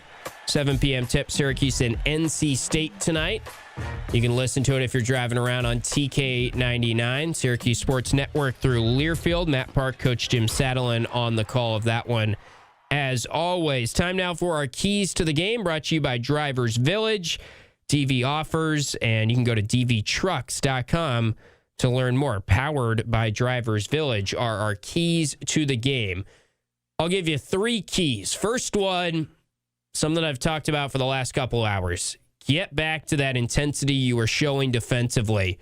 I think for Syracuse to win this game, it will have to be their defense being their calling card. For Syracuse to somehow change that drastically from how they've been playing lately and get back to playing how they were playing earlier in the season, which felt like an NCAA tournament team, it will have to be from their defense. That's all a big part of what they worked on in the offseason, and it has gone away. And the level 5 energy and everything has not been up to par. They did force 16 turnovers in the last game. It's a tough team to turn over at NC State. But another key, specifically with the defense, guard the three-point line. I said it earlier, I don't think this is a team you should zone against much. Maybe you try it if you're desperate. I would stick in man-to-man. I would try and get back to tight on-ball pressure and playing the way they were playing defensively when they took on Houston and Tennessee and some of the better teams in the country. They have a good enough defense. They have an athletic enough defense that they need to get more out of right now. We saw the defense playing well at the start of the year, and I thought it was fascinating. Alex Klein was on the Adrian Autry show not that long ago. I think it was last Thursday. And he said something like, it's been a mixed bag this year. We were surprised initially how good the defense was, and now it's been surprising that the offense hasn't been as good. And when the offense got a little better, the defense went down. So that's the conversation around the team right now. They've got to have more of an identity. That's something that Kevin Brown touched on when we had him on Orange Nation earlier. You can watch back that interview on YouTube on our Cuse Sports Talk page. Kevin Brown is on the call here in about 8 minutes with Corey Alexander. They're on the TV call on ESPNU tonight. He said it just doesn't feel like they have an identity right now, and he's right. They had an identity, I felt like, at the start of the season. It was defense. It was athleticism. It was rim protection from William Kyle. There was something there that gave us optimism that maybe Syracuse is back. Maybe this roster is good enough.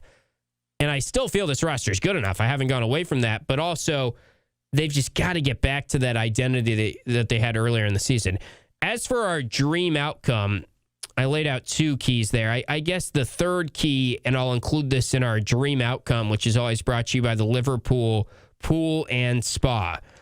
Boy, we're a long way from a pool and spa right now. But if you're thinking about that, I mean, this is what I do when we're deep in winter. I just start thinking about what I'm going to be doing in the summer and start thinking about when the sun is shining. So maybe just start planning for your summer and getting your Liverpool Pool and Spa. You don't have to dream it. You can live it with the Liverpool Pool and Spa. Our dream outcome for Syracuse tonight includes key number 3, which I think is Kyan Anthony having a breakout game.